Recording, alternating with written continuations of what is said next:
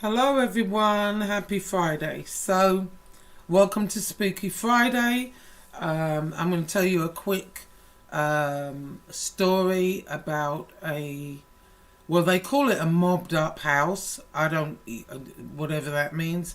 But I'm going to be talking about that and a few other things that, happened during the week and we'll discuss. Now, this is recorded, people, just so you know, and tomorrow I'll go live and you can ask me them questions. Now, this particular house, it's called La Palazza, and it's in Las Vegas. And basically how do they describe it is the house is mobbed up. Now, nobody seemed to kind of know.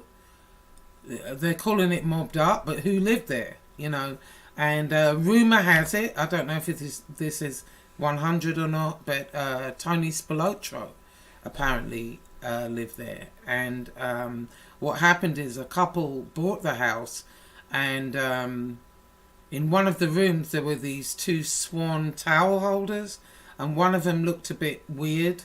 So when they went to, or it was hanging or something, when they went to tighten it up, it led into a room that led into another room with a sink, and it was just a weird thing.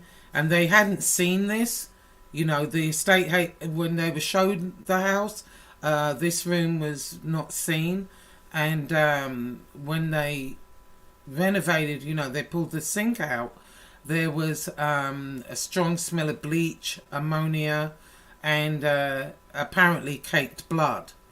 And what they say is apparitions are often seen in that room. Also, there's supposed to be a woman there. She's an elder, well, not elderly, but older woman with Jackie O glasses. And she's sitting there counting money and smoking cigarettes, and she's like one of the boys, really. And they say that's the mother of one of the mobsters, but whether that's true, who knows. And she's attacked people in there apparently. But I'm gonna play this little video to show you the house.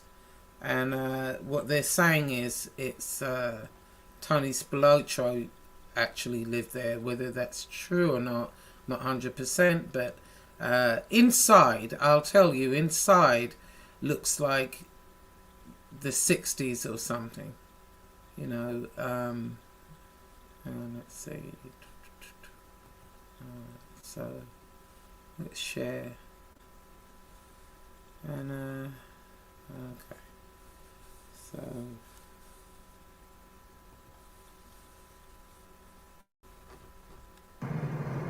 the home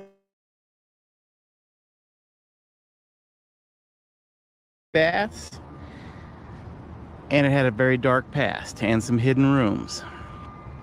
Folks, this was a mob house. This was a house that supposedly a mafia member lived in. It must have been a bigwig, obviously, being a huge home. It is said to have had a hidden office in the attic.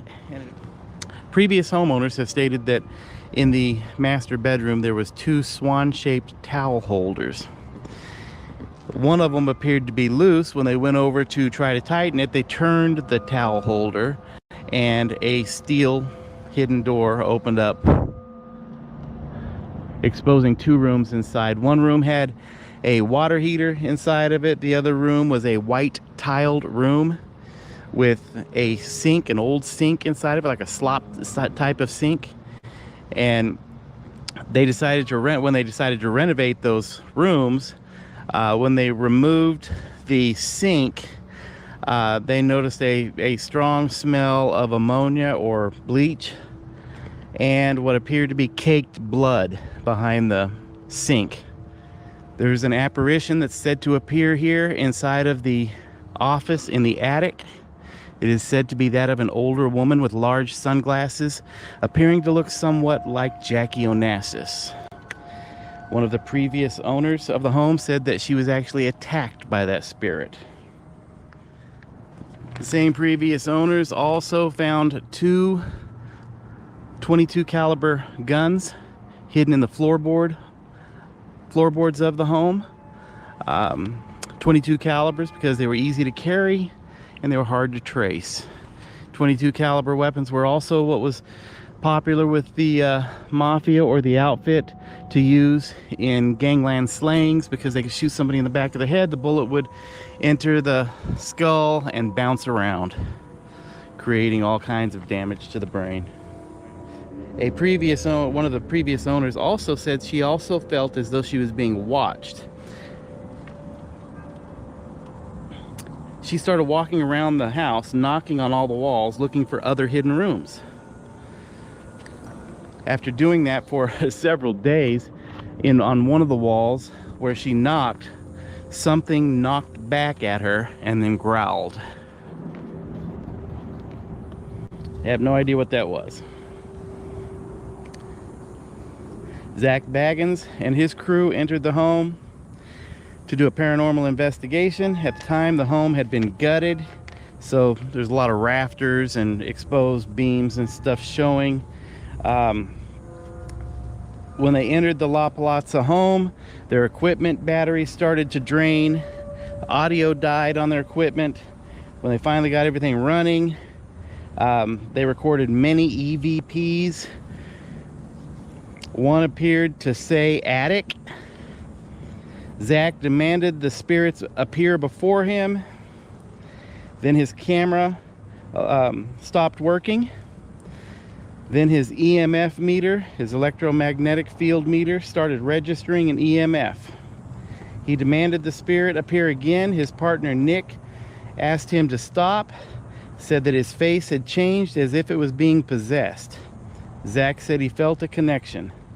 They recorded an orb that said in a female voice, "This way." Zach and his crew brought in a girl to play Heather, who was the current resident of the home at the time. As she stood alone in the dark, they heard a voice say, "Kill her." It was recorded on a voice recorder, and they heard a menacing snarl and a loud bang. This home is infamous here in Las Vegas, although I've never actually heard who the owner was at the time that supposedly this house was mobbed up. So I'm not sure as to which family it was or who actually lived here at the time.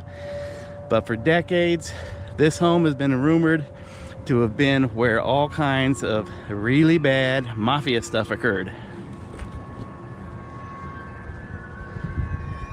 It is a beautiful home though, nice property, and it doesn't look that big from the front. I mean, it's obviously a good sized home, but it doesn't look like it's 5,000 square feet.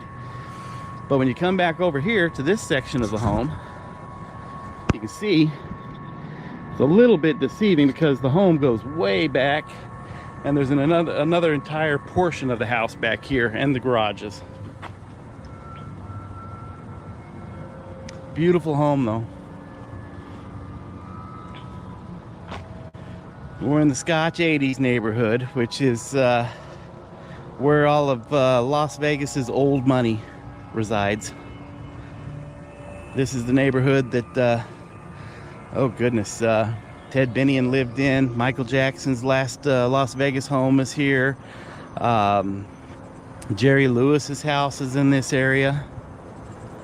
Oscar Goodman lives in this area. Oscar Goodman was Las Vegas's mayor. His wife is the current mayor now, but back in the day, Oscar Goodman was the attorney that represented Tony Spilatro and a lot of the mob figures. He also represented Frank Coletta for a short time. And Oscar Goodman was also the main person that got the mob museum started here in Las Vegas. And he owns a restaurant now in downtown Las Vegas. Is it called the Speakeasy or something like that? All right, I just talked to one of the neighbors here and was informed that this portion of the house right here, this high portion, that is where the office may have been. He said that that's where where he's always heard that the attic office was. And it makes sense. That's the highest portion of the home, or tallest portion of the home, and it was supposed to be upstairs in the attic.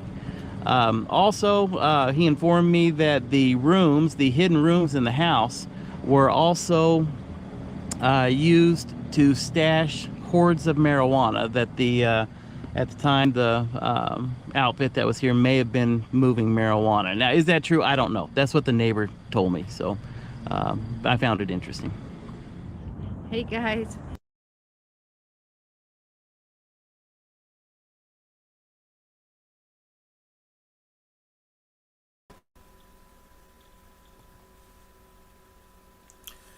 Okay, so that's my little Spooky Friday story. Like I said, what I heard was Tony Spilotro lived there.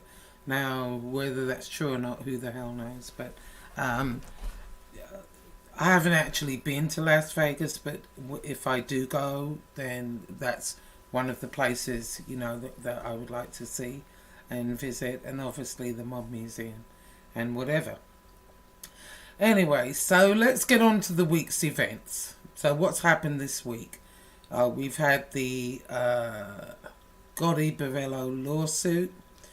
Now, I have several questions. You know, we're just viewers, and of course, you know, we're not privy to everything that's going on. But there are a couple of things that Mob Talk Radio, Jeff Canarsie was saying that, you know, possible clarification. Here's the thing. When he was saying that and whatever, I mean, my thought on it is neither side needs to talk about it, especially on YouTube. You know, whatever their strategies are, they're going to be giving that away. Neither side, and you know, I'm not on either side actually. I just am a viewer like everybody else, and you know, I had questions. So my questions are not so much about this particular case at all. You know, I have questions. He said something about recording phone calls, like in Texas it's legal, in New York it's not legal.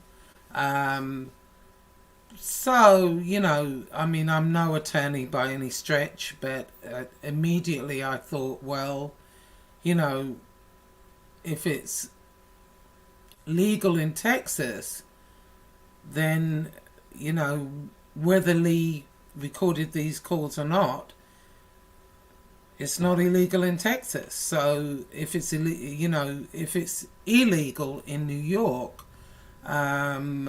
then surely those tapes would be inadmissible in court. That's my thought on it. But you know, I don't know. Maybe someone can enlighten me, because I find that a little confusing. And then, you know, my other questions were about the, you know, the Fifth Amendment. Now, I know that the Fifth Amendment is put in place so that people do not incriminate themselves, you know, to be later, you know, if it, to be criminally, you know, arrested or whatever, or put themselves in a position where they can be. And so, you know, Lee hasn't been arrested for making these phone calls. And so, again, I'm thinking, well, you know, how does that work? That doesn't make a lot of sense to me at all, because, you know, the Fifth, he can plead the Fifth on it because it could possibly incriminate him criminally for recording the calls, if he did. I mean, I don't know if he did or not. And so it doesn't make sense. Do you see what I'm saying? So there's some aspects of that. But I actually think, so I'm not going to go on about that, because I think, and there were other questions that were raised, you know, but I see him and Lee have made up. And so I think both sides probably don't need to talk about it, and, you know, whatever happens, happens. But I did have more questions, actually, and I did want to talk about, you know, ask certain things, but, you know, I'm not trying to, you know, do all that, you know, as far as their case. I mean, you know, that's their case. But as far as the Fifth Amendment and how that works and whatever, because on one hand, MTR made a comment, you know, he said actually that, you know, they can ask you anything when you're under deposition. You know, they can ask you your past, your this, your that, the other. From what I understood, that's not strictly true. You know, it has to be relevant to the case. You know, for example, I mean, he can ask and say, well, Lee, did you record these, you make these phone calls, whatever? And he'll say yes or no, fifth, I plead the fifth, whatever he wants to do. And then, but he can't say, okay, Lee, what underwear were you wearing in 1985? You know, that's not relevant to the case. So they can't ask you just anything. They can't. The other thing that I thought was, you know, I don't know, once you plead the fifth, and I do know this, if you do plead the fifth in deposition, you cannot change it if it goes to trial. So that I do know. But, you know, other than that, I think they're both advised, really, to not talk about it until it happens. You know, whatever happens, happens. From what I understand, you know, we're viewers. We can look. I can talk about it if I want to. And, you know, we're looking at it. And I just feel like there was back and forth. It was on both sides. Did Jean say shit about her? Absolutely. Was shit said about Jean? Absolutely. So it's kind of like 6 of one, half a dozen of the other. And so I guess it would be for a judge to decide whether there's a case even to go on. So I guess we'll be watching and we'll see. Now, Tony Pizza's back, apparently. He has a new channel. I completely forget the name of it. I do. But I don't know what to say. A lot of people have asked me, you know, what do you think happened there? You know, la la la. Well, I do know that Sama saw the videos. I know that for a fact. Now, I personally did not send her any videos. I did not email her. I didn't need to do all that, you know. But somebody sent her the videos, and from what I understand, she gave him an ultimatum. She called him, gave him an ultimatum. Either he was to take them down, or she was going to get him edited out of the Netflix thing. Now, I saw the trailer for the Netflix documentaries, and originally I thought it was just about Sama, but it actually isn't. It's different women. I think they're doing like a series or something like that on it. So, you know, from what I understand, he was given an ultimatum and he decided just to get rid of his channel. Now, this new channel, from what I understand, he's not doing all that crap. You know, he's not going to be racist. He's not going to, you know, be doing what he was doing. I don't know if he's going to finally tell his story or not. I don't know. But I guess again, the proof of the pudding. We'll see what happens. You know. So then I was alerted to ILITE having some kind of fit tonight over the fact that, well, I don't know what it was about. From what I understood, he says New Beginning is a guy, and MRE's, or it's MRE is New Beginnings, and all this stuff, you know, about the Latin Kings and their nobodies and whatever. Now, you know, listen, I'm really not trying to open this can of worms with ILITE, but you know, I'm just gonna say what I think about it. You know, I watched it. Now, I don't know what brought this on, or why he suddenly, because he was on Tom Levecki's show. He's been on MRE many times. I thought they were all good, you know, so I don't understand why this came about, you know, why this happened. But anyway, I watched a little bit of him tonight. I was alerted to it. And, you know, and this is no disrespect. No disrespect. I'm a respectful woman. You all know that, right? But ILITE, from what I understand, you know, you've moved to Sacramento. Now, I just question if you understand where you are. You know, you're in the hotbed of the Latin Kings and the Norteños. They're everywhere. They're all around you. You know, I'm kind of shocked that you are saying that they're nobodies, and, you know, the only gang you have to worry about down there is the Bloods. Are you serious? You know, I'm kind of shocked by that. I wonder if you realize where you are. If you're in Sacramento, you know, I mean, I don't know.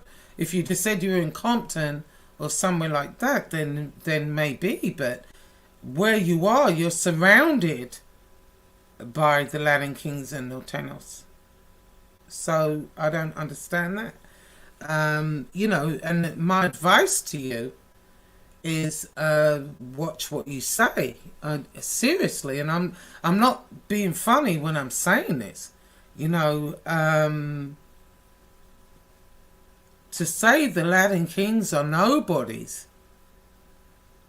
I mean, they're one of the richest gangs. And you know why they're one of the richest gangs? You know, because of El Chapo. And when you insult them, you're basically insulting, you know, the Cartel de Sinaloa. You're insulting the Cartel de Sinaloa directly. And you want to be careful of that and doing that on YouTube. That's all I'm going to say on it. I was kind of like taken aback by what you said. You know, now, as far as MRE being new beginnings, that's not, well, I'm not going to say it's not possible, but it's insane because New Beginnings has the wrench in his chat, you know, in his show. So he can't be on there and be a wrench, can he? I mean, I know there's ways of doing shit, but no, no. Not only that, you know, me and New Beginnings have gone back and forth and whatever, and it's not MRE, I'll tell you that right now. You know, I don't know why you think that or where that came from, but you know, and we know people have other channels, and you know they troll and do whatever. Um, but no, I think you're totally wrong on that. You know, it's just insane. I just think, you know, be careful. You know, if you are in Sacramento, then the last people you want to be insulting is the Latin Kings, because you're directly insulting the cartel de Sinaloa. You know, you are. Anyway, I'm going to get off here in a second. I'm going to do a live tomorrow, tomorrow morning. So you can ask me what you want to ask me. Actually, I want to ask you all a question.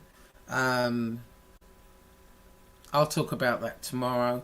And I was just going to say, so MRE did a show the other day, and it was on. He had these people on there. This guy named Rick, and I watched it, and so I got kind of curious. And so I thought, let me look at this Rick. And this Rick, actually, I think he would be a good friends with Bay 8th, because he's surrounded by stuff. You know, he does jerseys, he sells football cards and stuff like that. So I think you would get on great with him. And he sounds like he's from New York. You know, I think he's in New York. I'm not 100%, but anyway. I thought this arena that we're in, you know, the way we've gone at each other, the way we fight back and forth, I thought this was nuts. No. For you people that enjoy the back and forth and the fighting, you need to check out Rick. His name is Rick Bastuba, Bastuba, I believe. He's fighting with a guy called Ganville. At first I thought Rick was saying Gamble, but I kind of looked at it a little bit. This guy's name's Ganville. He's fighting with this guy named Ganville, and all roads actually lead to Aaron Carter. And I've heard MRE talk about Aaron Carter before, and I heard that NB used to troll Aaron Carter maybe a few years back or whatever. So I took a look at Aaron Carter. Now, Aaron Carter was like in a boy band back then. I think he grew up. He was Disney, and then he went and did a boy band and whatever. I mean, I can see why he was trolled. The man, I've seen egos on here. You know, serious egos. They're not a patch on him. Let me tell you. I watched Aaron Carter for a minute, and he's one of these type of people that, you know, someone in the chat might say, "Hey Aaron, why have you got your hair combed to the left today instead of the right?" He'll say, "I'm blocking you."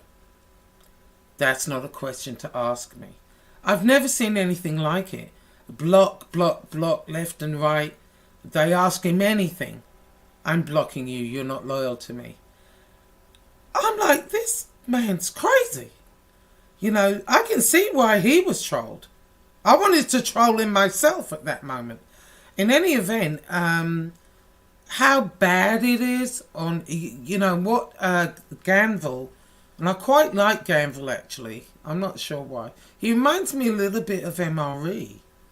He's quite witty and funny, and he knows what he's doing. I don't know if he's a troll or not, because he shows his face. I don't, you know, I guess you can troll showing your face. I'm not sure how all that shit works, but oh God, I went and swore again.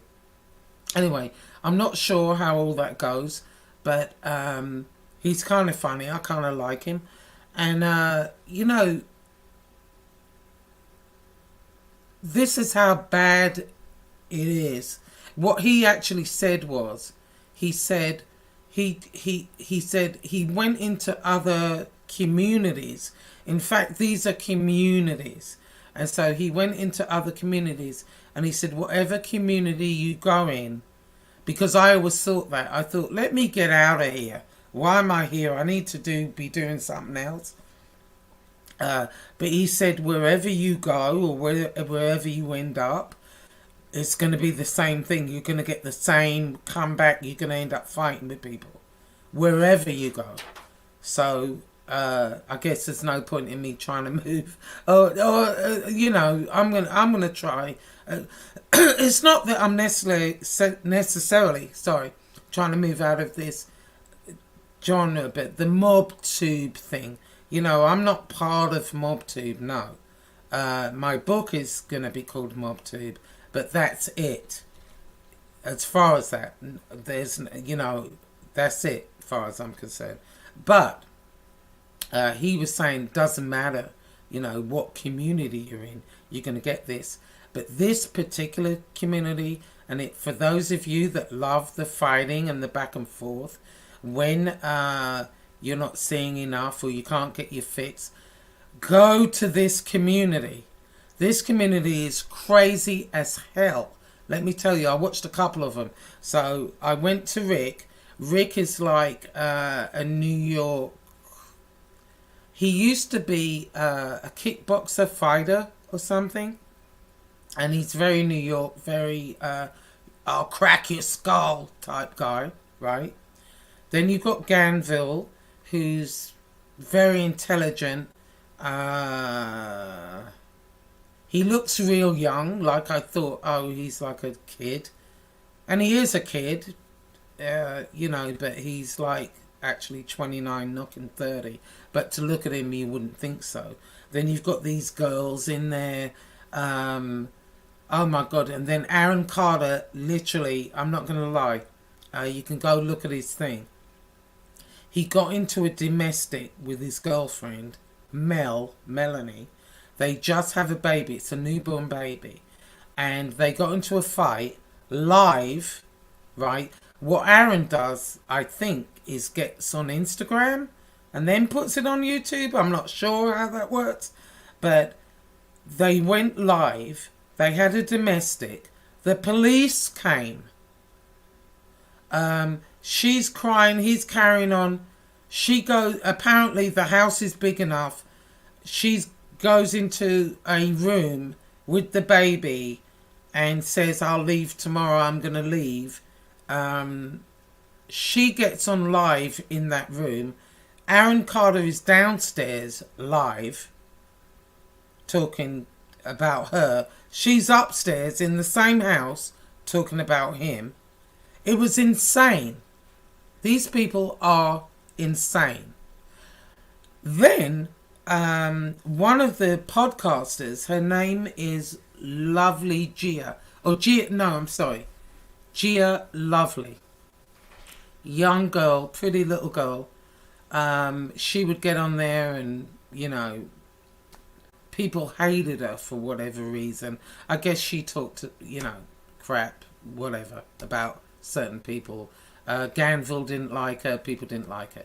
Anyway, she died a couple of weeks back. She died of, she snorted fentanyl and something else and passed away. Now, you would think, okay, have some respect. No, not in this community. No. There were videos made about her. Ding dong, the witch is dead, la la la. I mean, you wouldn't believe this crap. I was like, oh my God. I've got into some fights on here, trust and believe. I've got low down and dirty and whatever. But that, I'm shocked. Then this Rick guy, his name's Rick Bastuba. His son has cancer, and somebody got his son's insurance information and cancelled the kid's insurance. or said they did. I mean, oh my God. I mean, this little arena that we're in, we've gone back at each other, back and forth, but I would hope it would never, like, get to that level. I really do. And MRE, you're a naughty man. You've got to make me start looking at these people now. You know, it's kind of addicting because, you know, you got Aaron Carter up there like crazy as hell. I mean, seriously, I can see why he was trolled. I don't know who the hell he thinks he is when he's at home. You said I don't look good today. You're blocked. He's one of them. I'm like, Jesus Christ. And then, you know, you've got Ganville, who I kind of like, actually.